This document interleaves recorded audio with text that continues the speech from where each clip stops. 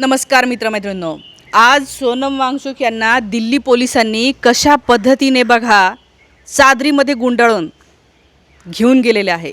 दिल्ली पोलिसांनी अरेस्ट केलं असं काही लोक म्हणत आहेत, पण बातम्या सांगतायत की दिल्ली पोलीस त्यांना रुग्णालयात घेऊन गेले आणि एखाद्या जिनियस माणसाला, एखाद्या देव माणसाला रुग्णालयात घेऊन जाण्याची यांची पद्धत बघा.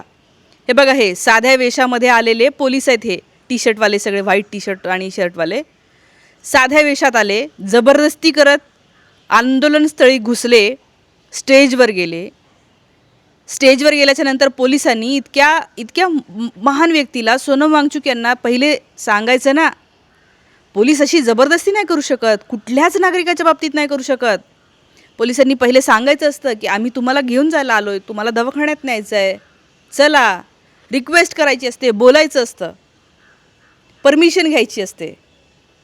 आणि जर तुम्ही असं दडपशाही करत असाल तर हे लोकशाहीमध्ये होत नाही.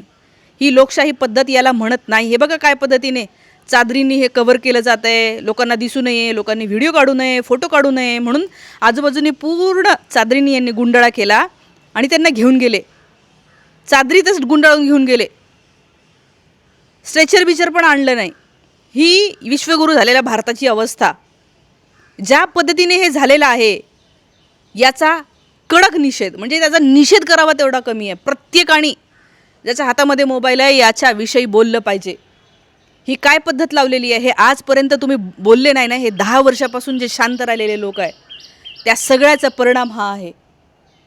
आपल्यापैकी बरेच लोक आहे, मी सुद्धा त्याच्यामध्ये येते, बिलकुल शांत राहायला नाही पाहिजे. हे असं जर वाढत गेलं ना, वेळ कुणावरही येऊ शकते. ते रवीश कुमारांचं एक गाणं कालपासून कविता फेमस होते, कोणी उपाशी राहून मरेल, कोणी कशाने मरेल, पण सगळेजण मारले जातील या सगळ्या याच्यामध्ये. सगळ्या जणांवर, प्रत्येकावर जे आहे ते कुठल्याही गोष्टी याचा अफेक्ट होऊ शकतो. आणि हे जे काय बघितलं दिल्लीमध्ये, देशाच्या राजधानीमध्ये, जगात काय प्रतिमा चालली आहे देशाची, या आंदोलनाबद्दल जगभरातल्या वेगवेगळ्या वृत्तपत्रांमध्ये लिहून येते की असाच एक व्यक्ती 20 दिवस हंगर स्ट्राईकवर आहे, कण नाही गेला. तुम्ही इमॅजिन करू शकता 20 दिवस पोटामध्ये अन्नाचा कण नसणं म्हणजे काय अवस्था असेल.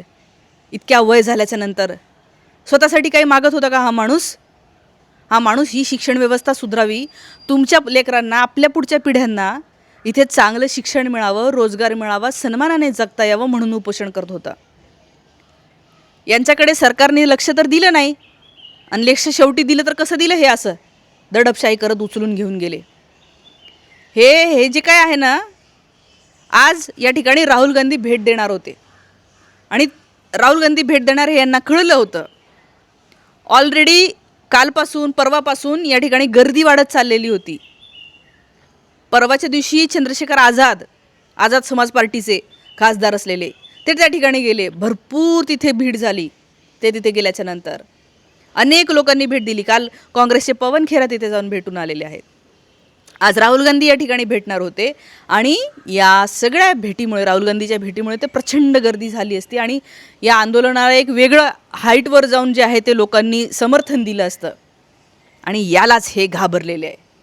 हे इतके डरपोक लोक आहे, हे घाबरल्यामुळे यांनी हे असं उचलून नेलेलं आहे लाजिरवाण्या पद्धतीने. यांना रिक्वेस्ट करता येत नाही, यांना बोलता येत नाही. हे सगळे बारबारीक लक्षण आहे, हे मागास असण्याची लक्षण आहे. हे एखादा देश जेव्हा मागास असतो ना, ते आफ्रिकेतले देश असेल, अफगाणिस्तान असेल, पाकिस्तानमध्ये असं होत असेल, हे मागास देशामध्ये हे अशा पद्धतीने ट्रीट केलं जातं. एका काहीतरी समाजसेवा करणाऱ्या व्यक्तीला, शिक्षणाविषयी काम करणाऱ्या व्यक्तीबद्दल हे असं आज आपल्या देशाने दाखवून दिलं की आपण काय आहोत.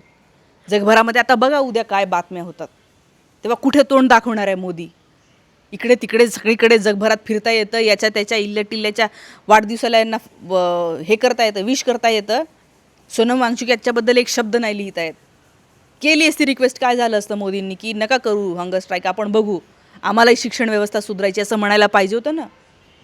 ठीक आहे, समजा राजीनामा द्यायची इच्छा नसेल यांच्या मंत्र्यांना, समजा, तर दुसरं काही करता आलं असतं ना, की ठीक आहे आपण व्यवस्था स्वच्छ करायला आम्ही मदत करू. त्या स्टेजवर जाऊन बोलायला पाहिजे होतं भाजपच्या कुठल्याही व्यक्तीने, आमदारांनी, खासदारांनी, आणि म्हणायला पाहिजे होतं की येस, आम्हालासुद्धा तेच करायचं आहे, आम्हालासुद्धा वाटतं हा देश पुढे जावा, इथल्या लोकांसाठी आम्हालाही काम करायचं आहे.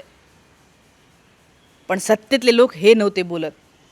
काल काय बोलले बावनकुळे, काय तर म्हणे सोनम वांगचूक राजकीय आंदोलन करताय. राजकीय आंदोलन करताय, मग अन्नाचं आंदोलन काय होतं? ते देवेंद्र फडणवीस नेहमी सत्तेत नसताना जे बोंब मारत रॅल्या काढत होते ते काय होतं? आणि जर अशा कारणासाठी राजकारण करायचं असेल, मी तर म्हणते असं राजकारण बेस्ट आहे. राजकारण अशाच गोष्टीसाठी केलं पाहिजे आणि आपल्याला असंच राजकारण हवं आहे, ही मागणी लोकांनी केली पाहिजे. योग्य राजकारण करायचं का? शिक्षणाचं राजकारण करा, समाजसेवेचं राजकारण करा, लोकांच्या हिताचं राजकारण करा. बॅनरबाजी म्हणजे राजकारण नसतं. बावनकुळेंना काय कळतं? एकनाथ शिंदे म्हणतात ते काहीतरी स्टंट चाललेलं आहे, तिथे राजकारण चाललेलं आहे. अरे तुम्हाला कळतं का तुम्ही काय बोलताय? निदान बोलून तरी आपली इज्जत घालवू नका. लोकांच्या मनामध्ये जर असेल तुमच्या भक्तांमध्ये, आमच्यात तर नाही आहे, तर ती पण तुम्ही घालवून बसता हे असं काहीतरी बोलून. थोडी संवेदना जागी ठेवा. तुमचं मन मेंदू मेलं आहे का? इथं हृदय नाही आहे, तुमचं धडकत नाही? वाईट नाही वाटत? एवढी मोठी टोळी सोडली सोनम वांगचूक यांना बदनाम करायला. कोण कोण येतं आहे? काही तर म्हणे या ठिकाणी हे चाललेलं आहे, अरे ते चाललेलं आहे. कोणी म्हणतं या ठिकाणी तुकड्यांची भाषा केली जाते. कुठले? कोणी म्हटलं? एक तरी व्हिडिओ दाखवा की या ठिकाणी येऊन कोणीतरी या आंदोलनामध्ये असं बोललेलं आहे. व्हॉट्सॲपवर काहीही कोणीही लिहील, स्क्रिप्ट तयार करेल, मी पण कल्पना करून म्हणेन की हां या ठिकाणी असं असं होतं आहे. असं नाही बोलता येत. एवढ्या चांगल्या व्यक्तीला हे जे बदनाम करणं चाललेलं आहे, हा देश जेव्हा मी तुम्हाला सांगते भविष्यामध्ये यांच्या पिढ्या जे आज या सगळ्या लोकांना सपोर्ट करत आहेत ना, सोनम वांगचूकच्या विरोधात जे लोक आजच्या सरकारला सपोर्ट करत आहेत, त्यांच्या पुढच्या पिढ्यांना तुम्हाला प्रश्न विचारणार, तुमची आठवण काढून तुम्हाला शिव्या देणार, तुम्ही इथं नसले तरी. काय म्हणतील, हे असे निर्लज्ज आमचे पूर्वज होऊन गेलेत ना, त्यांच्यामुळे हे आम्हाला अशी अवस्था आली बघायला लागली.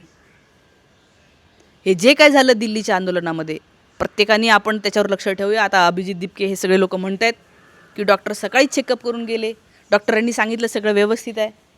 नाहीतर डॉक्टर म्हणले असते ना क्रिटिकल आहे खूप काहीतरी, चला दवाखान्यात. डॉक्टर सगळं बोलून गेले, रेकॉर्ड आहे, व्हिडिओ रेकॉर्डिंग आहे त्याचं. डॉक्टर म्हणत आहेत की ठीक आहे.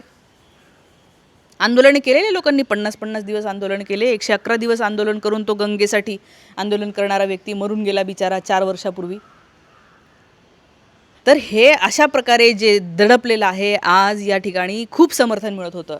गर्दी इतकी वाढत होती, तुम्ही बघा काल परवापासून प्रचंड गर्दी वाढत होती जंतर मंतरवर, आणि त्यालाच हे घाबरले आणि घाबरून हे केलं. पण एक सांगते, या अशा घाबरणाऱ्या लोकांमुळे देशाचं खूप मोठं नुकसान होतं. आणि म्हणून आपण सोनम वांगचूकसारख्या स्ट्रॉंग, सोनम वांगचूकसारख्या नीतिमान आणि या देशाच्या सामान्य लोकांच्या सोबत उभं राहणाऱ्या माणसासाठी आपण बोललं पाहिजे. हे आपलं पहिलं कर्तव्य आहे. जगात कुठला धर्म असेल, जगात कुठलं पुण्य असेल, तर मी म्हणेन की ते हेच आहे. आज इथेच थांबते. याच्याबद्दलच्या तुमच्या प्रतिक्रिया सांगा. हा व्हिडिओ जास्तीत जास्त लोकांपर्यंत शेअर करा. तुम्हाला जर कोणाला बोलता येत नसेल तर निदान 4 लोकांना व्हिडिओ तरी शेअर करत जा. धन्यवाद.